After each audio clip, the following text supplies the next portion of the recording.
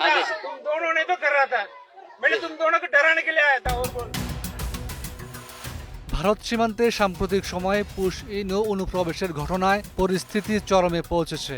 প্রতিদিনই দেশের বিভিন্ন সীমান্ত দিয়ে ভারত থেকে লোকজন বাংলাদেশে ঠেলে পাঠানো হচ্ছে। বাংলাদেশ সরকার ভারতের কাছে 4 দফায় কূটনৈতিক চিঠি পাঠালেও পুশ ইন থামার কোনো লক্ষণ নেই। কেসারেন শেকড় থেকে শিখরে। এই পর্যন্ত 1000-এরও বেশি মানুষকে অনুপ্রবেশ করিয়ে দেয়া হয়েছে, যার ফলে সীমান্তবর্তী এলাকাগুলোর নিরাপত্তা পরিস্থিতি ক্রমে জটিল হয়ে উঠছে। সর্বশেষ চাঞ্চল্যকর ঘটনা ঘটেছে চাঁপাইনবাবগঞ্জ সদর উপজেলার জহুরপুর সীমান্তে। বুধবার সকাল 7টার দিকে ভারতীয় সীমান্তরক্ষী বাহিনী বিএসএফের এক সদস্য বাংলাদেশ ভূখণ্ডে প্রবেশ করলে স্থানীয়রা তাকে ধরে ফেলে। প্রত্যক্ষদর্শীরা জানায়, ওই বিএসএফ সদস্য বাংলাদেশের অভ্যন্তরে অনুপ্রবেশ করে জমিতে কর্মরত 2 কৃষককে গালিগালাজ করতে থাকে। এ সময় গ্রামবাসীরা তাকে আটক করে একটি গাছের সঙ্গে বেঁধে রাখে। পরে তাকে বিজিবির কাছে হস্তান্তর করে।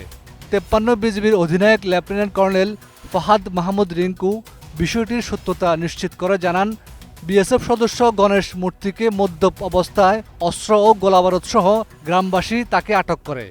এই ঘটনায় ঊর্ধ্বতন কর্তৃপক্ষের সঙ্গে আলোচনা চলছে এবং বিস্তারিত তথ্য শিগগিরই প্রেস বিজ্ঞপ্তির মাধ্যমে জানানো হবে।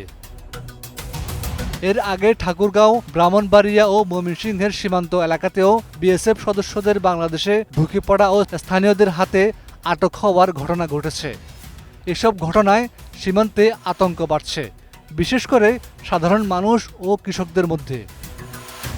কেসারেন শেকড় থেকে শিখরে। সীমান্ত পরিস্থিতির অবনতির পরিপ্রেক্ষিতে বিজিবি আরও কঠোর অবস্থান নিয়েছে। তবে সীমান্তে বিএসএফের লাগাতার আগ্রাসী ভূমিকায় দুই দেশের সম্পর্ক নিয়েও প্রশ্ন উঠেছে কূটনৈতিক মহলে।